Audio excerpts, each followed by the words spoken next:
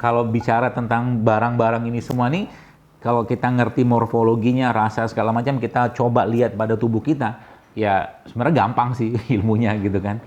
Dari rasa itu kita bisa dapatkan apa nih khasiatnya kemana, dari bentuknya juga sama, ya termasuk juga bentuk-bentuk kayak begini sebenarnya kan kalau Anda lihat kan bentuknya hampir-hampir nggak beraturan ya. Ya dalam ilmu tumbuhan ya yang saya pahami itu ya, itu emang bentuk itu tuh menyerupai dengan apa nih indikasinya dia. Jadi kayak kunyit gini kan, jahe ya, lengkuas kan bentuknya nggak beraturan kayak kanker.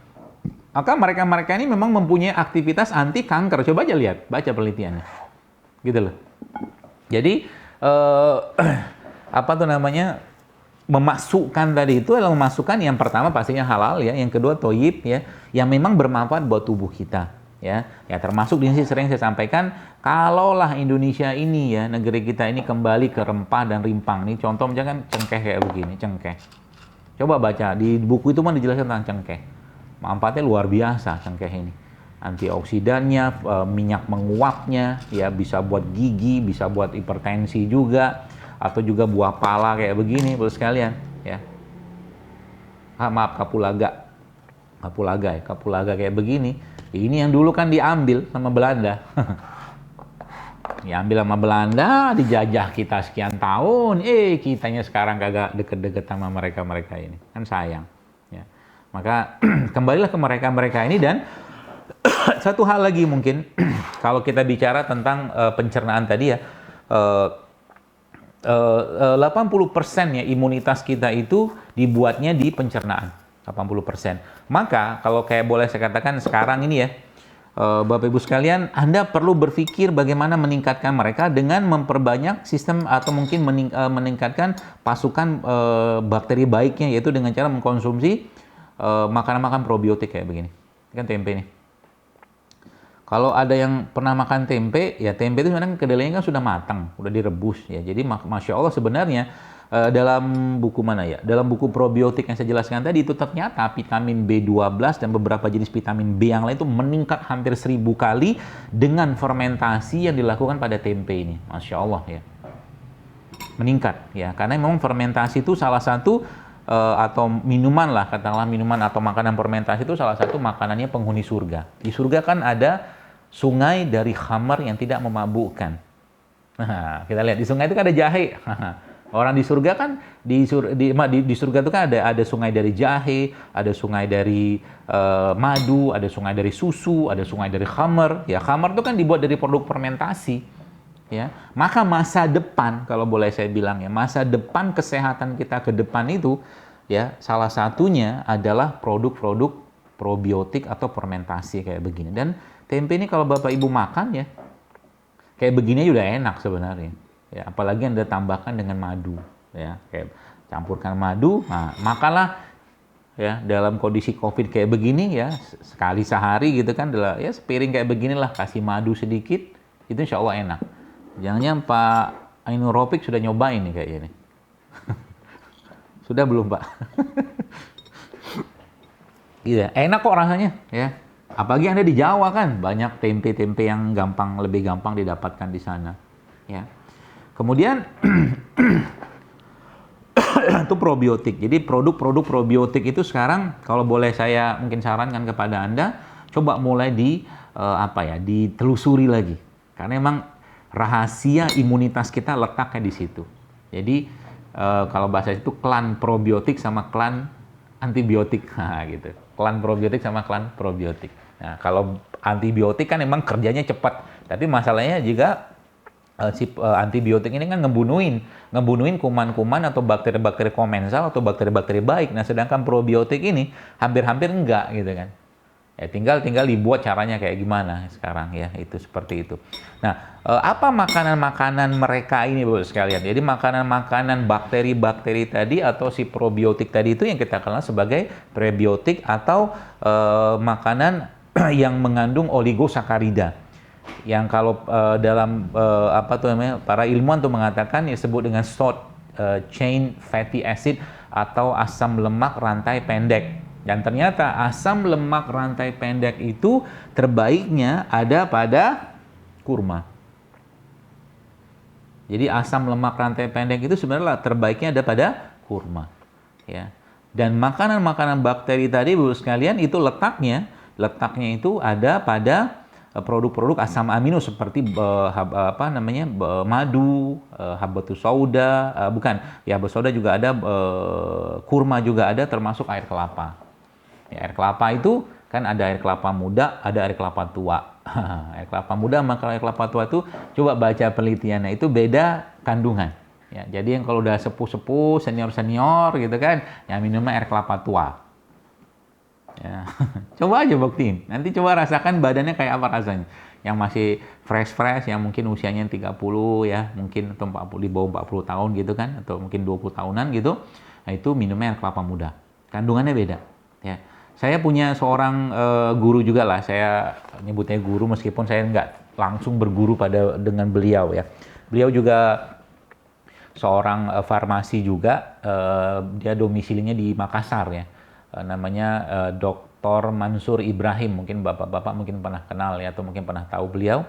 Beliau itu sangat-sangat intens dengan tumbuhan dan herbal-herbal yang Allah ciptakan, Bu sekalian. Yang luar biasanya itu beliau menciptakan produk herbal kayak begitu yang berbasiskan teknologi dengan menggunakan freeze dry dan disentrifuge. Saya pernah masuk ke pabriknya beliau itu, jadi herbal-herbal kayak kunyit kayak begini nih, ini dibikin serbuk oleh beliau, nanti disentrifuge sampai 60.000 kali putaran, kemudian di freeze dry dulu, dibekukan sampai minus 60 derajat. Itu ternyata dengan dua teknologi tadi, herbal tadi, atau ngandalin kunyit sama meniran doang, karena beliau juga peneliti ya, penelitian beliau di di internet juga cukup banyak yang dipublish gitu kan, yang terindeks Scopus, setahu saya hampir ada 10 ya penelitian beliau yang terindeks Scopus Q1 apa seperti itu termasuk yang salah satunya itu adalah dengan menggunakan kunyit dan meniran.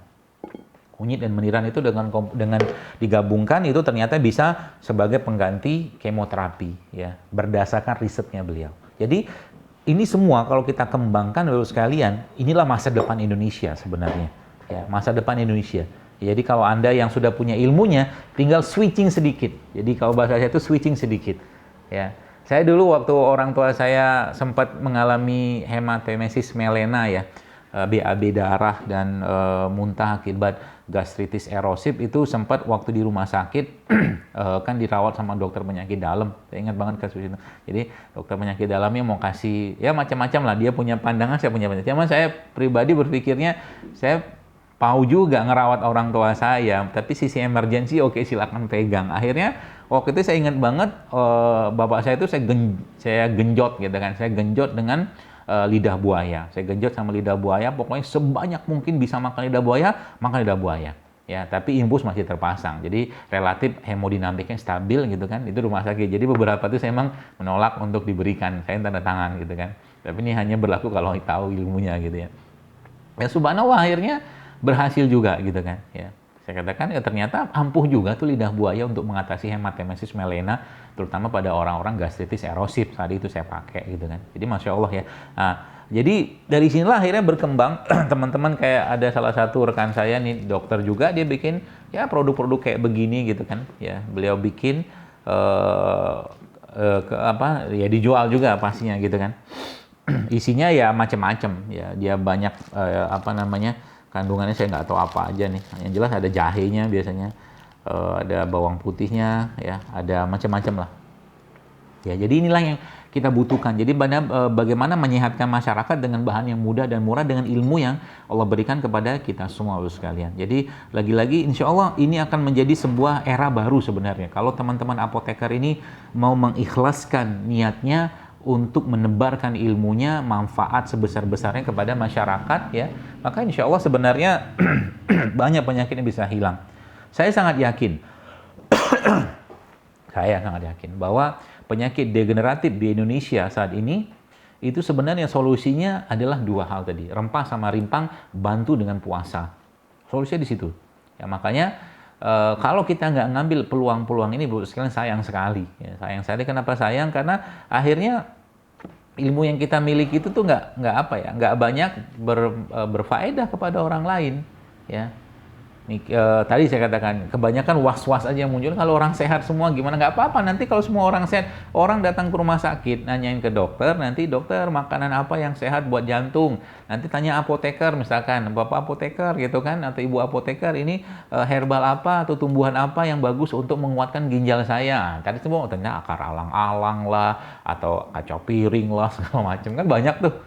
Jadi kalau udah kayak begitu kan kita bisa sinergi gitu loh. Jadi asik, indah banget ya. Indah banget pola pengobatan tadi yang kita secara akidah, secara Islamnya mungkin yang beragama Islam itu bisa menerapkan pola-pola yang syar'i tadi ya. Ada bekamnya, ada puasanya, ada kalau sekarang di barat itu mereka mengenal sebagai intermittent fasting. Ya, puasa mah udah cukup sebenarnya. Intermittent fasting itu kan dia membatasi makan dalam waktu tertentu. Memang di buku ini pun juga dia jelaskan bahwa ternyata kalau seandainya mau diprolong puasa, jadi mereka buku ini bos kan itu ada yang sampai 48 jam berpuasa. 48 jam berpuasa, maksudnya nggak makan tapi minum ya, minum aja. Itu juga dikenal sebagai salah satu bentuk terapi detox dengan menggunakan air, water fasting namanya. Jadi selama 24 jam tuh minum air aja terus. Ya, itu ternyata juga kalau bahasa saya itu mereset atau meribut sistem tubuh kita yang sudah bermasalah atau kacau ini. Ya, seperti itu.